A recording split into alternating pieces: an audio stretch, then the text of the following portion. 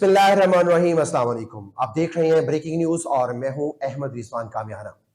नाज़रीन, पाकिस्तान ने इंटेलिजेंस बुनियाद पर दहशतगर्दों के खिलाफ अफगानिस्तान में ऑपरेशन किया।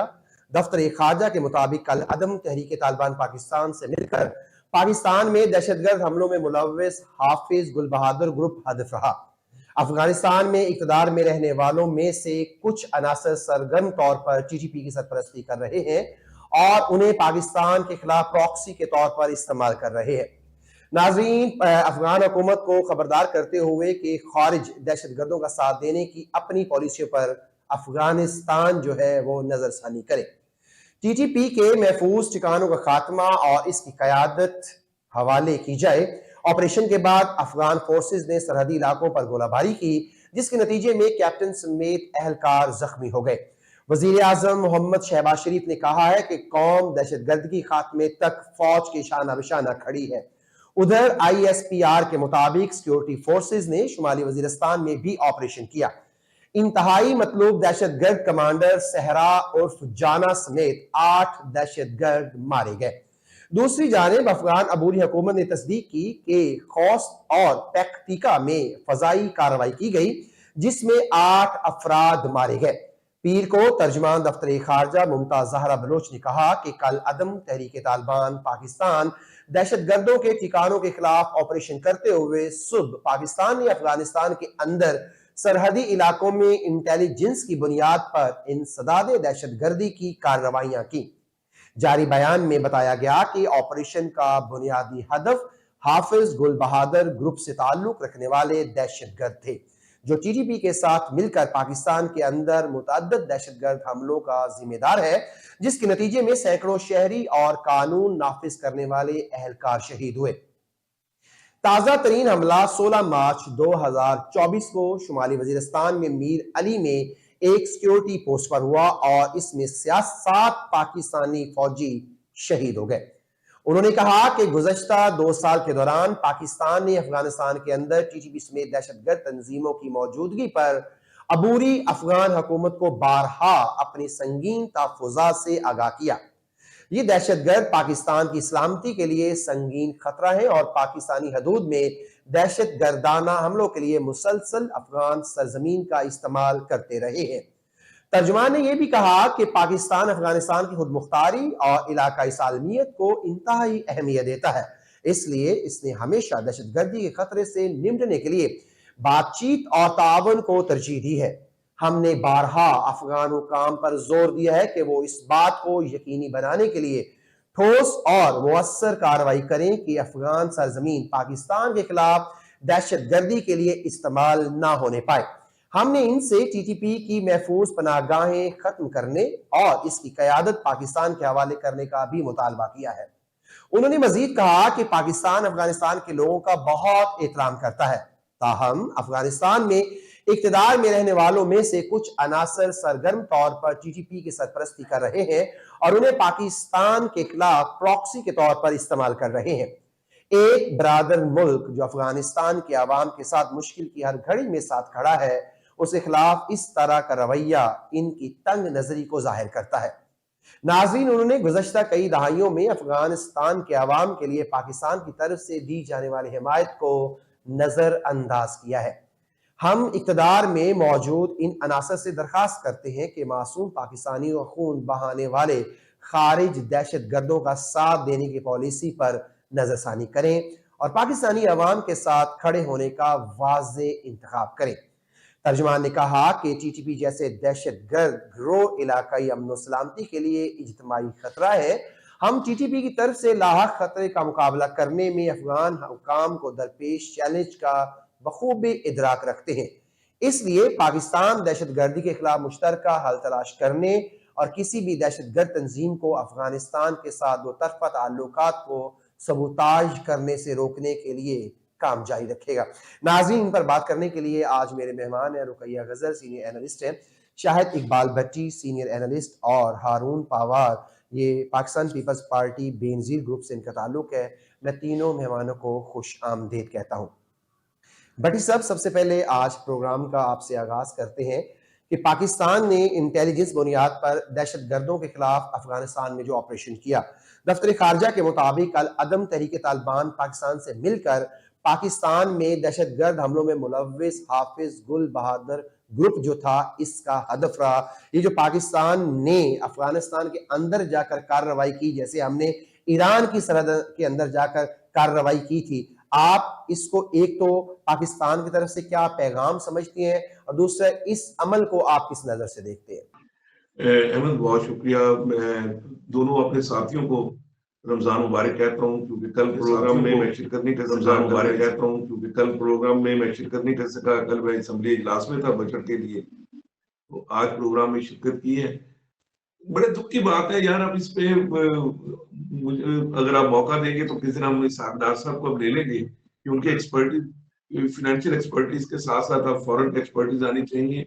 जहां तक अफगानिस्तान की बात है, देखिए मैं पहले दिन से एक बात कर रहा हूँ और आज नहीं, पिछले 8-10 साल जब से मैं मीडिया पे ऑनर हुआ और मेरी एक अपनी पर्सनल फीलिंग्स थी कि हमें इतने बड़े खतरात इंडिया से नहीं है। इंडिया बहुत सोच समझ के हमारे ऊपर अटैक करता है और वो बैक डोर यूज करता है, यानी थर्ड पार्टी अटैक करवाने की कोशिश करता है जिसमें उनकी इन्वेस्टमेंट इन्वॉल्व होती है। हमारे लिए ज्यादा बड़ा खतरा जो है ना, वो हमारी ये सरहद, जो अफगानी सरहद है ना, ये सबसे बड़ा खतरा है। क्योंकि आज आपने तो कह दिया कि हमारे वो 6 हमारे सिपाही शहीद हो गए, जो फौजी सिपाही थे वो शहीद हो गए, फौजी शहीद हो गए। अल्लाह ताला उनको जवार रहमत में जगह दे। और फौजियों का काम ही आपकी और मेरी और सरहदों की हिफाजत करना है। बड़ा पेनफुल काम है। जहां तक बात रही कि यहाँ पाकिस्तान ने जो तखरीबकारी में बार बार सरफराज भुगती साहब के मुंह से बड़ा ओपन सुनना शुरू किया, और आज भी आपके दोस्त और मेरे दोस्त जो मोहसिन नकवी साहब हैं, उन्होंने भी जीरो टॉलरेंस की बात कर दी वज़ीर दाखिला के तौर पे।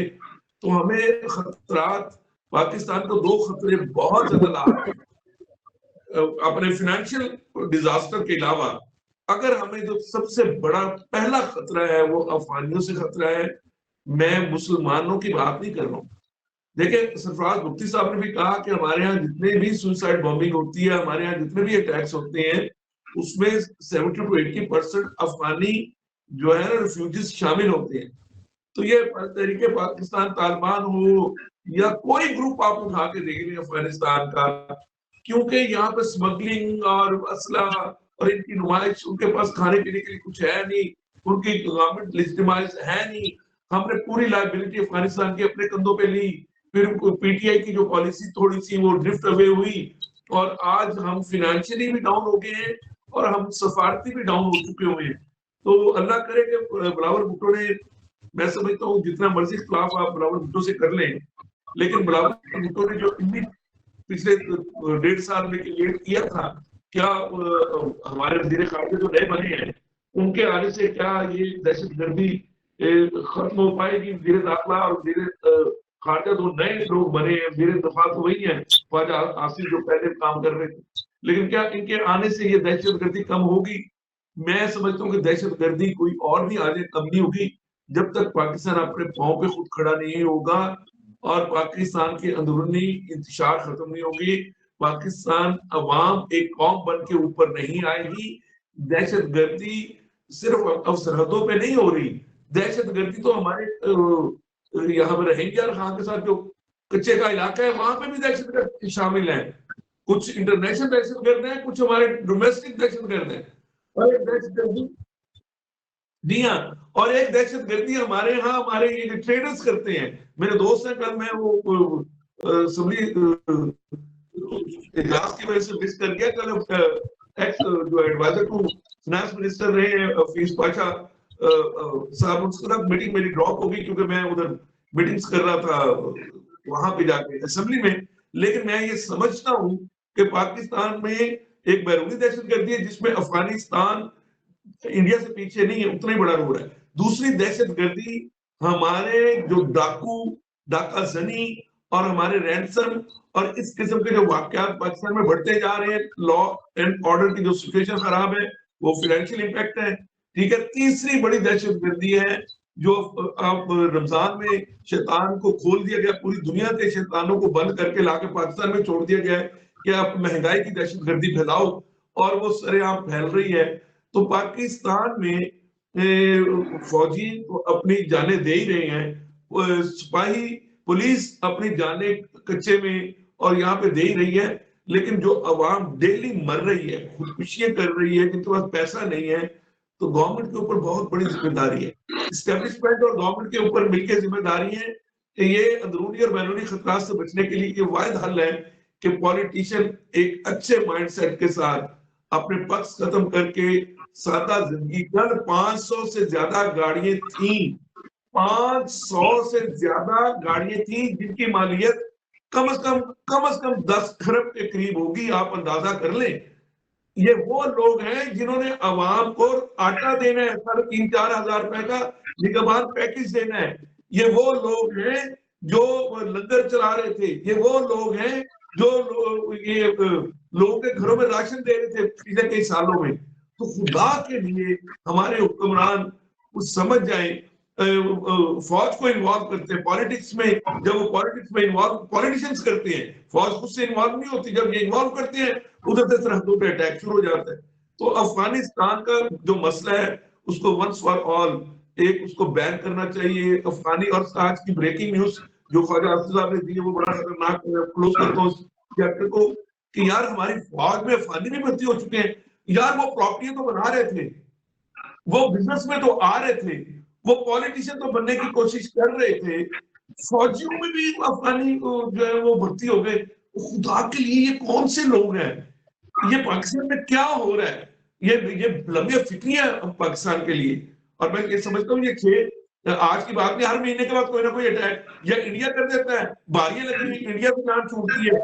बड़ी साहब यही हमारी बदकिस्मती है। 1947 में इंडिया आजाद होता है, 1947 में जो पाकिस्तान आजाद होता है। आप अगर आप इंडिया का देख लें तो कल मेरे प्रोग्राम में ये डिस्कशन हो रही थी कि हम नसीर वागा साहब कल ये प्रोग्राम में कह रहे थे कि हम इंडिया से कमोबेश 500 साल पीछे हैं। उसके किसी एक फिल्म स्टार की आप जो है वो इकोनॉमी जो है वो पाकिस्तान की इकोनॉमी से ज्यादा बेहतर है। उनके जो ग्रुप है, अंबानी ग्रुप है, टाटा ग्रुप है या दूसरे ग्रुप से, उसको तो कंपैरिजन हम कर ही नहीं सकते। ये हमारी बदकिस्मती है और ये मैं इसका मुद्दे इल्जाम जो है वो जितने भी आज तक पाकिस्तानी सियासतदान है, मैं भट्टी साहब इनको ठहराऊंगा कि हमें आज तक कायद के बाद कोई रहनुमा हमें मिला ही नहीं है। नहीं अहमद, मैं इस चैप्टर को क्लोज करता हूँ। कल मुझे इतना पेन थी और मैं अभी तक मैं स्ट्रेस में हूँ ये देख के कि यार इन लोगों ने पंजाब को और पाकिस्तान को चलाना है, चाहे वो पॉलिटिशियन पीटीआई के थे, चाहे वो नून लीग के थे, इन लोगों ने चलाना है। यार यार ये फोटो सेशन करते हैं, ये मामू पार्टीज है। वो मामू यही तो हम कह रहे हैं, पंजाब असेंबली में जिन लोगों को भेजा गया इनमें कोई ऐसा शख्स आपको लगता है कि ये पंजाब की हुकूमत को चला सके, पंजाब की इकोनॉमी को बेहतर कर सके, पंजाब के टैक्स के निजाम को बेहतर कर सके, पंजाब में जो गैस और बिजली चोरी होती है या नहरी पानी चोरी होता है उसको रोक सके? आपको कोई एक ऐसा इसमें नजर आता है भट्टी साहब? नहीं, मुझे कोई इशू नजर नहीं आता। बीइंग ए फाइनेंशियल एक्सपर्ट, मेरे भाई अरुण भाई बैठे हुए वो कहेंगे वो भट्टी साहब पॉलिटिशियन को क्रिटिसाइज कर रहे हैं, लेकिन मैं ये समझता हूँ कि पाकिस्तान में सियासत को 10 साल के लिए बैन होना चाहिए। और पाकिस्तान तो ये मेरा यही ख्याल है, एस्टेब्लिशमेंट को अब ये सोच लेना चाहिए कि हमारे यहाँ कोई ऐसा सियासतदान मौजूद नहीं है जो मुल्क की इस जो डूबती हुई कश्ती है इसको संभाल सके। रुकैया गजों को शामिल गुफ्तगू करते हैं। मोहसिन नकवी साहब बनाए जा रहे हैं, वाडा साहब, अब शायद फरकान अब्बासी को फारिग कर दिया, अब उन्होंने मफ्ता इस्माइल को फारिग कर दिया, फिर अब ये मैं बात ये नहीं कर रहा हूँ। मुझे बार बार लोग कहते हैं भट्टी साहब आप फौज की बात करते हैं, मैं कहता हूँ सियासतदान अगर विजडम रखते हो, सियासतदान विजडम रखते हो, ना वो करप्शन पे जाए, ना वो इनके अपॉइंटमेंट्स पे जाए, ना वो इनको अपॉइंट्स करें, और ना ही वो शहबाज शरीफ साहब की तरह एयर चीफ को एक्सटेंशन देने के चक्कर में पड़ जाए। आज एक एयर चीफ को एक्सटेंशन दी है, कल को बाकी आर्मी चीफ को भी एक्सटेंशन देना पड़े। बस बड़ी यही तो मसला है कि आपने एयर चीफ को 1 साल की जो एक्सटेंशन दे दी है, उसके पीछे जिनका हक है वो हक से जब महरूम रहते हैं तो यकीनन वो जो मुल्क जो है वो पीछे जाता है। एक्सटेंशन देना किसी भी शक्ल में ये हल नहीं है, क्योंकि जो पीछे आपके लीडर हैं, जो पिछले आपके फौजी हैं, वो भी उतने ही काबिल है जितने ये। भारत रुकैया गजल साहब आपको शामिल गुफ्तगू करता हूँ। हम अफगानिस्तान की सूरत हाल पर डिस्कशन कर रहे हैं और आपकी पाकिस्तानी सियासत और इंटरनेशनल सियासत पर खासी आप निगाह रखती हैं। अब ये बताइए कि ये जो पाकिस्तान की तरफ से ये जो पैगाम गया है कि अफगानिस्तान में इक़्तिदार में रहने वालों में से कुछ अनासर सरगर्म तौर पर टीटीपी की सरपरस्ती कर रहे हैं और उन्हें पाकिस्तान के खिलाफ प्रॉक्सी के तौर पर इस्तेमाल कर रहे हैं, अफगान हुकूमत को खबरदार करते हैं कि खारिज दहशतगर्दों का साथ देने की अपनी पॉलिसी पर नजरसानी करे। आप जो है इस बयान को कैसे देखती हैं? अस्सलाम वालेकुम कामयाना साहब, जी वालेकुम आपको सलाम। रमजान मुबारक। सबसे पहली बात तो जी ये है कि आप दहशतगर्दी की बात कर रहे हैं, तो मैं तो जब जी दहशतगर्दी का लफ्ज़ सुनती हूँ ना, तो मेरे ज़हन में यही आता है, कैसे लफ्ज़ों में बयाँ मैं करूँ दहशतगर्दी, खुद भी जल जाते हो, हमको भी जला देते हो। तुमने देखा है कभी नोहा कुनाह आँखों को, कौन से जुर्म की तुम हमको सज़ा देते हो। तो मैं ये समझती हूँ कि मुसलमान जो है ना, हम जैसा कि हमारा इमेज बन चुका है, मैं उस इमेज को तोड़ती हूँ। मैं कहती हूँ मुसलमान दहशतगर्दी का हिस्सा नहीं बनता। इन लोगों को जो कुछ होता है हमारे मुल्क में दहशतगर्दी के नाम पर सरीहन भारत करवाता है और ये हमेशा साबित भी हुआ है। वो सरज़मीन कोई भी इस्तेमाल कर लें, लेकिन उनके पीछे वही लोग होते हैं और हमेशा निकलते हैं। क्योंकि क्योंकि एक तो उन्होंने एक बना लिया ना, उन्होंने अब उसका मसला क्या है? हमारी जो वज़ारत ख़ारिजा है ना, इनको किसी बात से मैं कहती हूँ इन्होंने कभी अच्छा काम नहीं किया। आप वो देखें मोदी के बारे में वो कितना बड़ा वो एक क्रिमिनल टाइप बंदा है और उसने अपना उसका इमेज ऐसे बना दिया गया कि वो कहाँ से कहाँ पहुँचा गया। वो एक अमन और सलामती का वो बना बैठा है, पूरी दुनिया में बना बैठा है कि जी वो अमन लाएगा। उसके तो वहाँ पर रहने वाले जो सिख कम्युनिटी है वो उससे भी खुश नहीं है। लेकिन हमारे यहाँ पर जब वो थे हमारे वज़ारत ख़ारिजा में शाह महमूद कुरैशी, वो बैठ के वो दम दरूद करते रहे और वो बंदा वो जो था वो अक़वाम मुत्तहिदा में वो कहाँ से कहाँ चला गया। मैंने तब भी लिखा था, मैंने लिखा था देखिए आप लोग अपने मसाइल को बता नहीं पाते। अब अफ़वाज पाकिस्तान जितनी मेहनत करते हैं, जो कुछ करते हैं। अच्छा एक और चीज़ है, आप अफ़गानिस्तान को लें, ईरान को अपने तमाम उनकी सरहदों को ले लें। वो हम पे हमलावर इन सरहदों से लोग क्यों होंगे? दुश्मन क्यों होते हैं? क्योंकि उन्हें पता चलता है इनके अपने घर में सुकून नहीं है। उन्हीं घरों में नकब लगाई जाती है जहाँ पर सुकून नज़र नहीं आता। आपने शायद यही भट्टी साहब ने भी यही बात कही है, इंटरनेशनल बिल्कुल। मीडिया को देखा नहीं है। भारत दिन रात जिस किस्म की एक उसने मुहिम चला ली है हमारे खिलाफ कि यहाँ पर ये मसला हो गया है, वो मसला हो गया है, ऐसा क्यों हो रहा है? ये आप और मैं तो नहीं कहते ना ये बातें, हम लोग तो कह ही नहीं सकते। लेकिन ये बातें कौन कहता है? जो इस सिस्टम का हिस्सा है। वो ललकारते हैं, वो इदारों पर कीचड़ उठा वो उन इदारों पर कीचड़ उछालते हैं, जिनके बच्चे वो जब खुद भी जानिया निसार कर देते हैं और वो किस तरह कहते हैं, आखिरी बच्चा था मैंने वो भी इस मुल्क को पेश कर दिया। इनमें से किसके बच्चे ने अभी तक किस सियासतदान ने अपने बच्चे को अभी तक इस मुल्क पर कुर्बान किया? मुझे ये बताएं। मैं तो ये बबांगे दो ही कहती हूँ कि ये जो बेफिक्री है इसके पीछे वर्दी है। इस हद तक यहाँ पर हमारे यहाँ पर अगर ये लोग ये बातें करते हैं ना, एक बहुत बड़ी बात मैंने कही थी, मुझे जो आपके एयरफोर्स वाले हैं या कई तरफ से मुझे आया भी था, आपने बहुत वाज़ेह लफ्ज़ों में कह दिया। मैंने कहा था, लेकिन बाद में इस दफ़ा हमारे आर्मी चीफ ने वही बात की है कि ये लोग बेच खाएँ पाकिस्तान को, ये सियासतदान इस हद तक जा चुके हैं, अगर इदारे इनको ना रोकें। क्योंकि इनको अपने तो मफादात फिर से वो भट्टी साहब ने जो भी एक फार्मूला बताया कि 10 साल तक जो है बिल्कुल सल्तनत को बैन बैन कर कर दें, देना चाहिए, बिल्कुल बैन फिर कर दें। सैनिकों को नहीं जाना मैं चाहिए। बिल्कुल उनके इस बात की तारीफ करती हूँ कि उन्होंने बिल्कुल ठीक कहा, कोई सियासतदान इस काबिल नहीं है। इस वक्त जो इन लोगों को आप सेलेक्ट कह लें, कुछ कह लें, वो खुद मुंह से कहते हैं हम कठपुतली हैं। खुद उन्होंने कह दिया। देखे ना वो जावेद लतीफ साहब ने खुद कह दिया कि हम कठपुतली। अब आप इनको कुछ भी कह लें। तो ये तो उन्होंने सच बात कही है ना, है तो कठपुतली है ही हाँ, ना। उन्होंने खुद इसको किया, लेकिन एक तरह का ना उन्होंने ये कह के मोहर लगा दिया। पहले शाहिद खकान अब्बासी साहब कहते थे, दीगर कोई और बात कहता था, तो वो उसकी जो ये जो क़यादत थी वो आके कहती थी नहीं, नहीं, ऐसा नहीं है। ऐसा ये लोग हम इनसे ताल्लुक वास्ता ही नहीं रखते। लेकिन अब आके किसी ने नहीं कहा आप देखो। अब इसका मतलब है कि सही। ये इन्होंने दुनिया को ये बता दिया है, जग हसाई का मौका दिया है कि हम कमज़ोर हैं और हमारे पास ऊपर उसके ऊपर एक और हम मज़े की बात है कि हम लोग तो हमारे ये भी एक मैं बहुत बड़ी बात करने जा रही हूँ, हमारे कुछ सियासतदान जब बरसरे इक़्तिदार आते हैं ना, उनके अंदर ना बड़ा एक शौक जागता है। जी, हमने जो भारतवाज हुआ या कोई ऐसे लोग हुए जिनका पता होता है ये दहशतगर्दी में मुलव्वस है, वो ना उनके साथ दोस्तियाँ बढ़ाने के लिए निकल पड़ते हैं। जी, वहाँ से ये चीज़ आ जाएगी, तिजारती रास्ते खुलेंगे, वो चीज़ें। भाई पहले अपने बुनियादी मसाइल तो हल कर लो। आप लोगों के उन ममालिक के साथ जो बुनियादी मसाइल हैं वो हल करो, लेकिन इन्हें क्या चाहिए, वो इनको बुलाएं, इनकी जो ऐशो इशरत है, जो अयाशियां हैं, उनको ज्यादा से ज्यादा तस्कीन मिले। इन्हें मुल्क के और अवाम के साथ कोई लेना देना नहीं। कामयाना साहब, इस हद तक मफादात परस्ती है। रोजाना ये भट्टी साहब ने बात की कि रोजाना की बुनियाद पर हमें एक वो टिकटॉक मिलती है जिसमें कभी जेल के अंदर हो रही है एंट्री, कभी किसी जगह पे। मुझे एक जगह पर भी मुझे ये बताएं, उसके हाथियों ने कसीदा भी लिख दिया, उन्होंने वो पकड़ा कलम और लिख के रख दिया, जी ऐसा वजीर आला पंजाब को नहीं मिला। स्पीड, वो जो दूसरी नकली स्पीड है पीछा।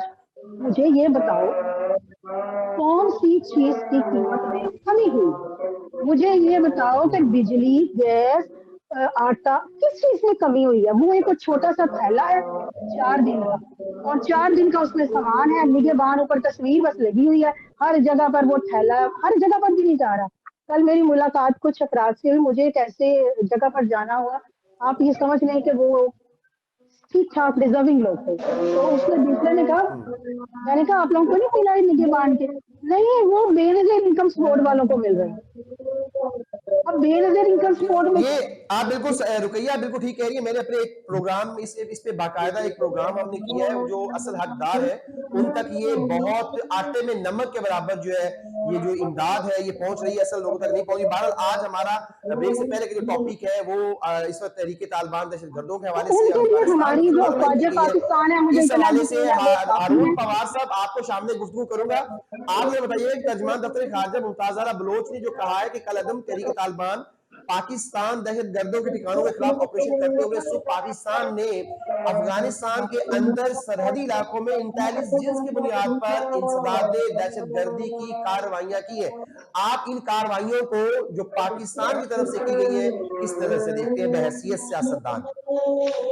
बिस्मिल्लाहिर्रहमानिर्रहीम। सबसे पहले मैं भाई आपका शुक्रिया अदा करता हूँ और अपनी बहन का भी शुक्रिया अदा करता हूँ और भट्टी साहब का भी शुक्रिया अदा करता हूँ। एक शेर से मैं तो भाई स्टार्ट को भी करूंगा। अहमद रिजवान का बयाना कह दें। जी जी सर, जी कि मैं अक्सर तड़प उठता हूँ इन मासूम चेहरों को देखकर, ये कमसन कहीं बड़े होकर कातल न बन जाए। हमारे पाकिस्तान की सबसे बड़ी जो दहशतगर्दी है ना, वो है महंगाई। जिस वक्त यहाँ पे रोजगार होगा तो लोगों को, बाहर के ममालिक को सहूलतकार यहाँ पे नहीं मिलेगा। जिस वक्त सहूलतकार नहीं मिलेगा तो दहशतगर्दी नहीं होगी। तो ये सहूलतकार पैदा कौन करते हैं? ये हमारे हुक्मरान पैदा करते हैं। हुक्मरान किस तरह पैदा करते हैं कि वो मुल्क में तकसीम करते हैं। जिस वक्त माशरे में तकसीम होगी, ऊंच नीच होगी, तो उस वक्त ये सहूलतकार पैदा होंगे। ये लोग हमारे मुल्क में एक कौम नहीं बनने दे रहे हैं। मेरी बहन कह रही थी इंडिया के हम सिंधी हैं, पंजाबी कहेगा हम पंजाबी हैं, और बलोची कहेगा हम बलोची हैं, और सरहदी कहेगा हम सरहदी हैं। कि पाकिस्तान को उठाया हो ना, आपने तारीख पढ़ें तो देखें कि एक दिन में जिस वक्त पाकिस्तान का ऐलान हुआ था रेडियो पाकिस्तान पर, पहले दिन से लेकर 17 दिन के अंदर अंदर 9 लाख मुसलमानों का कत्ल हो गया था। ये एक दिन पाकिस्तान नहीं हमें मिला, हजारों लोगों की कुर्बानियों के बाद पाकिस्तान मिला है। अगर के बाद भी हम इस मुल्क में तफरीक की सियासत करेंगे तो आया, आपने तारीख पढ़ें तो देखें कि एक दिन में जिस वक्त पाकिस्तान का ऐलान हुआ था रेडियो पाकिस्तान पर, पहले दिन से लेकर 17 दिन के अंदर अंदर 9 लाख मुसलमानों का कत्ल हो गया था। ये एक दिन पाकिस्तान नहीं हमें मिला, हजारों लोगों की कुर्बानियों के बाद पाकिस्तान मिला है। अगर के बाद भी हम इस मुल्क में तफरीक की सियासत करेंगे तो आया कि हम पाकिस्तान के साथ मुखलिस हैं। जिस वक्त हम पाकिस्तान के साथ मुखलिस नहीं होंगे तो पाकिस्तान में दहशतगर्दी खत्म नहीं होगी। उस दहशतगर्दी को इस पर भी रोशनी डाल दीजिएगा कि आप भी ये बात बड़ी बखूबी जानते हैं कि अफगानिस्तान के साथ हम हर मुश्किल घड़ी में उनके साथ खड़े हैं, और अफगानी लातादाद जो है वो पाकिस्तान के मुख्तलिफ सूबों में कयाम पजीर हैं। वो यहाँ पे रहते हैं, यहाँ पे बिजनेस करते हैं, यहाँ से कमाते हैं, यहाँ पे खा रहे हैं। उसके बावजूद जो है वो अफगानिस्तान जो है वो इन दहशत गर्दों की हौसला अफजाई करता है। तो इस सूरत हाल में क्या ये कदम जो अभी चंद दिन पहले चंद माह में उठाया था कि जो गैर कानूनी तौर पर मुकीम थे पाकिस्तान में अफगानिस्तानी, उनको वापस भेज दिया गया था, क्या इस सिलसिले को दोबारा शुरू होना चाहिए? वो तमाम अफगानी जो गैर कानूनी तरीके से पाकिस्तान में मुकीम है उनको वापस भेजना चाहिए? सर, एक बच्चा पैदा होता है ना, एग्जाम्पल पहले मैं आपको जी। बताऊंगा। बच्चा पैदा होता है तो हम बच्चे को स्कूल भेजते हैं। जिस वक्त स्कूल है। भेजते हैं तो वो डॉक्टर बनता है, हम्म, और जिस वक्त हम बच्चा पैदा होता है उसके हाथ में बंदूक थमा देते हैं तो वो किराए का कातिल बनेगा।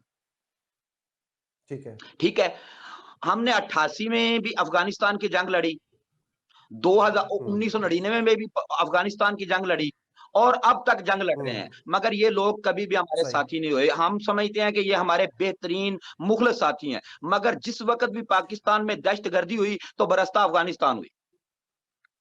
तो पवार साहब, क्या ये मुमकिन है, इस चीज को हम रद्द नहीं कर सकते कि अगर जैसे ही गुर्बत पाकिस्तान में, ऐसी ही गुर्बत अफगानिस्तान में भी है, ऐसे ही वहां पे मुलाजमतों की कमी है, तो क्या इंडिया अपने पैसे के बलबूते पे उन लोगों का जमीर खरीद लेता है और उनसे भी पाकिस्तान में दहशत गर्दी करवाता है?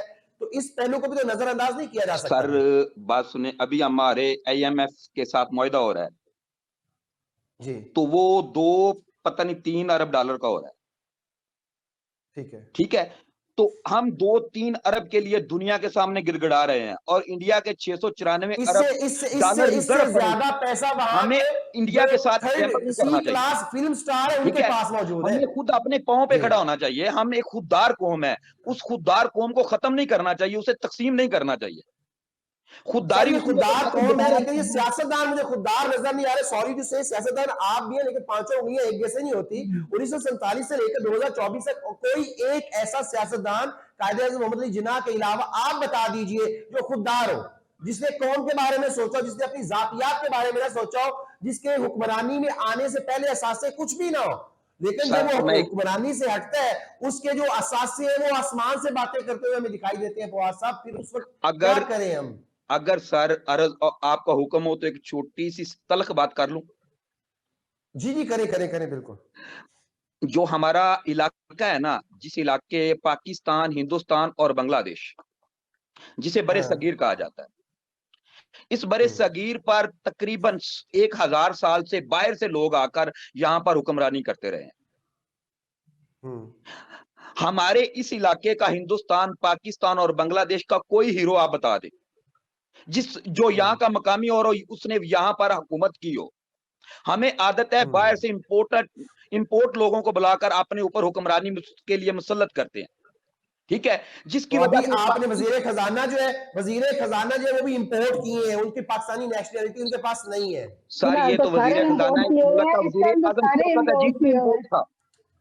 सर जी जी, ये तो वजीर खजाना है ना, हमारे मुल्क का वजीर आजम शौकत अजीज भी इंपोर्ट था। ऐसे ही है, बिल्कुल ऐसे ही। वो माजी की बात ही है, जरा मौजूदा, मैंने इसलिए इसकी मिसाल दी है। माजी या हाल की बात नहीं है, जिस वक्त पाकिस्तान की बात करेंगे तो ये सभी करैक्टर सामने आएंगे। ऐसे ही है, ऐसे ही है, बिल्कुल ठीक। जिस वक्त हम पाकिस्तान की बात करेंगे तो सभी करैक्टर आएंगे, कायदे आजम भी आएगा, लियाकत अली खान भी आएगा। बिल्कुल, लेकिन दोनों के बाद कोई मिला नहीं अच्छा। लेकिन उन दोनों के बाद बदकिस्मती है, मिला नहीं ऐसे। यहाँ पे नाज़रीन, वक्त हुआ एक ब्रेक, और ब्रेक के बाद हम बात करेंगे साबिक वजीर आजम शाहिद खाकान अब्बासी के मुताबिक वजीर आजम और सदर दोनों नैब की जेलों में लंबा अरसा गुजार चुके हैं। हमारे साथ रहिए।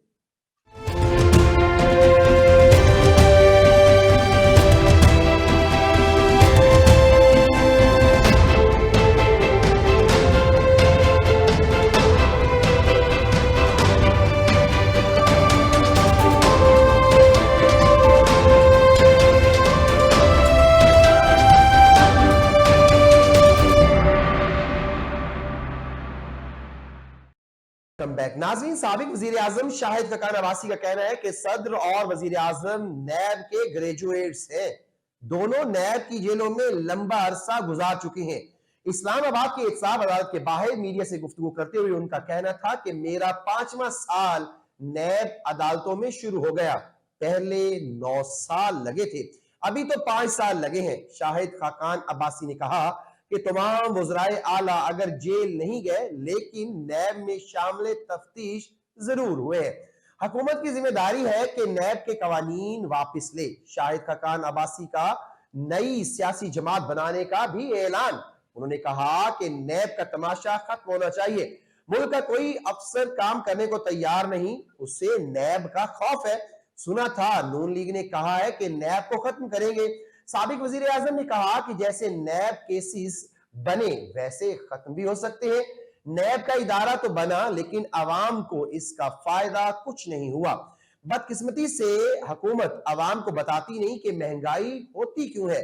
शाहिद खकान अब्बासी ने यह भी कहा कि मरियम नवाज की पंजाब की वजारत आला के दौर पर मैं कुछ तबसरा करना नहीं चाहता।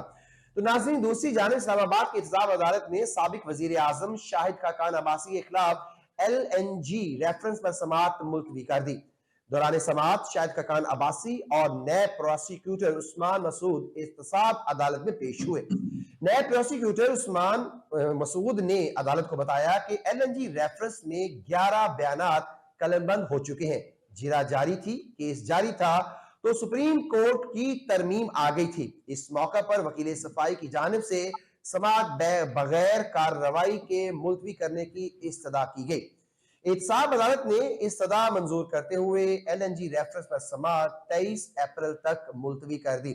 जी भट्टी साहब, आप बताइएगा कि साबिक वजीर आजम पाकिस्तान शाहिद खाकान अब्बासी का कहना है कि सदर और वजीर आजम नैब के ग्रेजुएट्स हैं, दोनों नैब की जेलों में लंबा अरसा गुजार चुके हैं। ये यही शाहिद खाकान अब्बासी हैं जो कुछ अरसा पहले शहबाज शरीफ और नवाज शरीफ की जमात में रहते हुए ही इस मुल्क के वजीर आजम बने। आज उन्हीं के खिलाफ है, ये तब्दीली कैसे आई है? देखिए, मैं उसको खिलाफ तो नहीं कह सकता, बेचारों की चल नहीं रही। अभी आपने जावेद लतीफ साहब की बात की थी कि वो रिजाइन कर रहे हैं, बड़ी चीजें।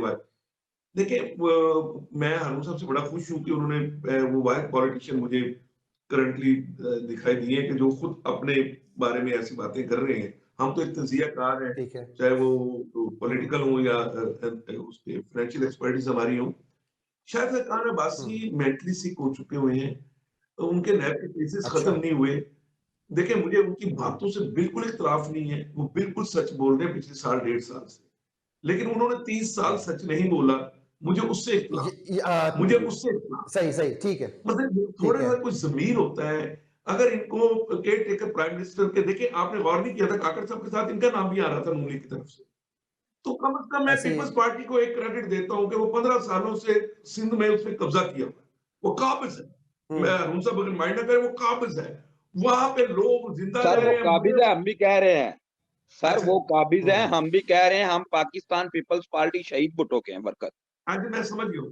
जी। तो हाँ जी। बात ये है कि वो काबिज है, लेकिन कम से कम जो पीपल्स पार्टी को छोड़ने वाले कोई ऐसा प्राइम मिनिस्टर मुझे नजर नहीं आया कि जिसको प्राइम मिनिस्टर बेनजीर ने या किसी ने बुलाया। शायद खान अब्बासी साहब का मीन फ्रेम जैसा उनका अमल दखल हो गया, उनकी कोई करेक्टर नहीं है। शायद खान अब्बासी को सबसे पहले प्रेस कॉन्फ्रेंस करके नवाज शरीफ से माफी मांगनी चाहिए, कौम से माफी मांगे, रिजाइन करें नून लीग से, और फिर कहे पार्टी क्या, मुझे ये बताएं, यहाँ पाकिस्तान पीपल्स पार्टी पार्लियामेंटेरियन बनी, उसने क्या कर लिया? इस्तेकाम पार्टी बनी, उसने क्या कर लिया? तो ये कौन सा नया मैजिक लेके आ जाएंगे शाहिद खान अब्बासी कि क्या ये खुद नायब ज़्यादा नहीं दे? इनको तो मैं, अगर ये बिल्कुल है, अभी भी है। बारे में बातें करेंगे तो मैं इनको क्रिटिसाइज करूंगा, ये अगर पब्लिक की बातें करेंगे तो मैं इनको अप्रिशिएट करूंगा। ये तो इनको ठीक सियासत है। छोड़ देनी चाहिए। ये चले हुए कारतूस हैं, इनसे जान पाकिस्तान की छूटे। अल्लाह करे जो यूथ आ रही है, चाहे वो बराबर भुट्टो की सूरत में हो, मरियम की सूरत में हो, शहीद पीपल्स पार्टी शहीद जो इनका ग्रुप है हारून साहब का, उनमें से हो, कुछ ऐसे लोग आगे आए जो सर्विस टू द ह्यूमैनिटी पे ट्रस्ट करते हो। ये तो सारे मेरे उसके केस खत्म। आज शायद खान अब्बासी, लेकिन भट्टी साहब, जिनके नाम आप ले रहे हैं ये तो वही सियासत करेंगे ना जो इनके आबाओ अजदाद करते हैं। इनके वालिदैन जो है वो पाकिस्तान की सियासत कई बार कर चुके हैं, और जो सियासत इनके वालिदैन इनके बड़ों ने की, अगर ये भी वही सियासत ही करेंगे, यकीनन वही करेंगे, तो आप कैसे समझते हैं कि पाकिस्तान डगर पे कैसे अहमद, चलेगा? मुझे बात को पूरा करके मैं फिर सवाल का जवाब दूंगा। मुझे ये बताएं कि पिछले 10 सालों में शायद खान अब्बासी और मेरे थ्रू, मैं भी वही बात करता हूँ, वो भी फाइनेंशियल एक्सपर्ट नहीं है। मुझे बाद में पता चला कि वो इंजीनियर है, और वो एक्सपर्ट उनके फाइनेंस से रिलेटेड है, और वो एयरपोर्ट के मालकान में शामिल है। और आज अगर वो नून लीग नहीं छोड़ रहे तो वो पार्टनर है नवाज शरीफ के, कतर में उनके अपने बिजनेस लिंक है, तभी वो आज तक खामोश है। दूसरी बात मैं ये कहूंगा कि पिछले 10 सालों में कौन सी पार्टी है जो इक़्तिदार में नहीं रही? कोई एक पार्टी मुझे बता दे। 10 सालों से क्या केपीके में किसकी गवर्नमेंट है? तीसरी बार किसकी गवर्नमेंट आ गई है केपीके में? हम पीटीआई को, पीपल्स पार्टी को, नून लीग वालों को, हम सबको बाहर नहीं निकाल सकते, और हम किसी एक पार्टी का टिल्ट नहीं रख सकते बीइंग एक्सपर्ट कि हम एनालिस्ट होके मैं किसी पार्टी की बात करूं। मैं तो पॉलिटिशियन के कैरेक्टर की बात कर रहा हूं। ये कैरेक्टरलेस लोग मेजॉरिटी में है। मैं ये नहीं कहता हूं 100% कैरेक्टरलेस है, लेकिन मेजॉरिटी में कैरेक्टरलेस लोग हैं। जब इनको वजारतें नहीं मिलती, जब इनको चीजें नहीं मिलती, इनको पक्ष नहीं दिए जाते, वहां पे कल पूरे सेशन में बात ही महंगाई की हो रही थी, और उनको खुद को नहीं पता महंगाई क्यों हो रही है। तो मुझे ये बताएं कि ये इलेक्ट होके वहां पे क्यों आ रहे हैं? क्या वजारत पक्ष लेने के लिए? हमने सैलरी नहीं लेनी, हमें पक्ष दे दें। पाकिस्तान में एक गरीब आदमी एक वक्त की अफ्तारी के लिए, एक 4 से 6 पर्सन के घराने के लिए 1 से 1,500 रुपया मिनिमम चाहिए एक दिन के लिए। तो मुझे ये बताएं, खैरी और अफ्तारी मिलाने 2,000 रुपया चाहिए। 2,000 रुपया जिसके पास होगा, 30 रोजे हैं, मुझे ये बताएं वो अपनी सहरी अफ्तारी करेंगे, बिजली का बिल देंगे, गैस का बिल देंगे, क्या करेंगे?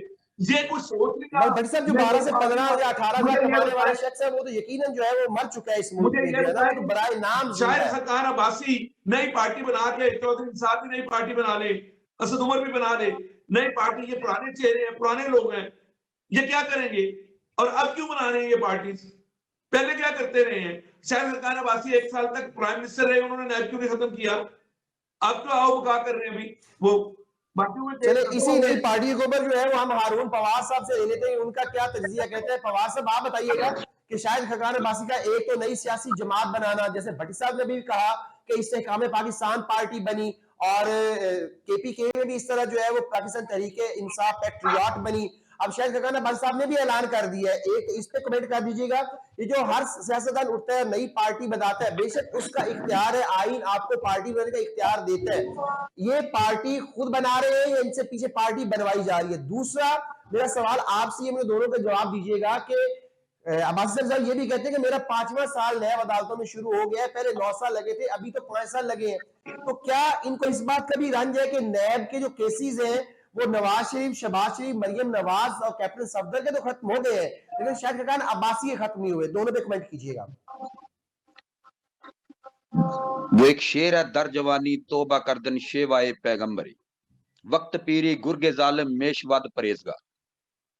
यहाँ पे हमारे गांव में ना जो बूढ़ा हो जाता है ना, वो नमाज के लिए चला जाता है, पूरी जिंदगी नमाज नहीं पढ़ता। जिस वक्त बूढ़ा होता है तो मस्जिद में चला जाता है। मामला ये है कि ये पूरी जिंदगी उसी नून लीग का हिस्सा रहा है जिसने नैब अदारा बनाया था। नैब का जो मौजूद है वो भी मुस्लिम लीग नून है। जिस वक्त इन लोगों को अपना हिस्सा, फवाद, मुझे आपकी आवाज नहीं आ रही है, लिंक ड्रॉप हो गया मेरा। जी फवाद साहब, आप मुझे सुन पा रहे हैं? आपकी आवाज कट गई थी। हाँ जी, ये जी कंटिन्यू कीजिए, आप कंटिन्यू कीजिए। जी, इन लोगों को जिस वक्त अपना हिस्सा नहीं ना मिलता, जैसे चोर होते हैं, इकट्ठे चोरी करते हैं, चोरी करने के बाद एक को हिस्सा कम मिलता है तो वो कहता है मैं सच बोलूंगा, मैं सच बोलूंगा। सही है। ये क्या बात है, क्या बात है। मैं बहुत खुश हूँ। सही है। आज मुझे लग रहा है आप या आपकी रूह मेरे में आ गई है, मेरी रूह आप में चली गई है। अल्लाह अकबर। जी जी फवाद साहब, तो ये सच बोल रहे हैं, ठीक है, चलिए सच बोल रहे हैं। रुकैया गजर साहबा, आप बताइएगा जरा कि साबिक वजीर आजम है और जो भी प्रेस कॉन्फ्रेंस होगी उसमें शायद खकान अब्बासी इस नुक्ते को जरूर उठाते हैं, तमाशा खत्म होना चाहिए, मुल्क का कोई अफसर काम करने को तैयार नहीं, इसे नैब का खौफ है। तो क्या जो मुल्क के अफसरान है वो नैब के डर से काम नहीं करते हैं, तो फिर घर क्यों नहीं चले जाते? वो काम अगर काम करने के तैयार नहीं है तो भाई फिर अपनी कुर्सी पे बराजमान वो क्यों है अब्बासी साहब? वो अपने रिटायर क्यों नहीं हो जाते? वो घर क्यों नहीं चले जाते? और ये भी सुना था कि नून लीग ने कहा है कि नैब को खत्म कर देंगी। ये बार बार शायद खकान अब्बासी साहब नैब को खत्म करने का तकाजा आखिर क्यों करते हैं? क्या इन सियासतदानों और ब्यूरोक्रेट्स के ऊपर कोई ऐसा जो है एहतसाब वाला सिलसिला नहीं होना चाहिए ताकि मादर पिदर जो है वो आजाद हो जाए, जो जिस कदर मर्जी करप्शन करे उसको पूछने वाला कोई ना हो? क्या दर पर्दा अब्बासी साहब ये कहना चाह रहे हैं? देखिए, आपके सवाल में आपका जवाब है कामराना साहब। आपने कहा है क्या इनको पूछने वाला कोई नहीं होना चाहिए। मुझे तो नैब के इदारे की आज तक समझ ही नहीं आई, ये बना किसके लिए है। मुझे तो वो ड्राई क्लीनर जो वो होते हैं ना, मुझे लगता है ये वो लोग हैं। जब अशराफिया का ऊपर उनको कोई मसला उनको खींचना होता है, या उनको किसी ना किसी के ऊपर भी देखते हैं कि वो हमारी बात नहीं सुनता, उसको लगामे नहीं हम डाल सकते, फौरी तौर पर उसको लगामे डाल लेते हैं। और उसके बाद अच्छा, जो भी जिसका आप तारीख उठा के देख लें, तो जिसका रुकैया नाम फिर भी जो है वो इदारा ठीक नहीं, यार सुनिए मेरी बात सुनिए, इदारा ठीक है, इदारे का इस्तेमाल गलत हो रहा है ना। इदारे का इस्तेमाल गलत चीज है। ठीक होती है, और देखिए ये पहले भी चीज है मैं ना, आपको आपने बताना चाह रही हूँ मेरी कि बात जो सुनिए, ताकत में होता है, आपने अपने घर में एलसीडी खरीद के रखी है, अब उसका इस्तेमाल ठीक या गलत करना हो तो आपका स्वाब की स्वाबदीद है। नहीं उसका आप इस्तेमाल तो अगर उस चलाने वाले पे टेलीविजन होगा पे ना।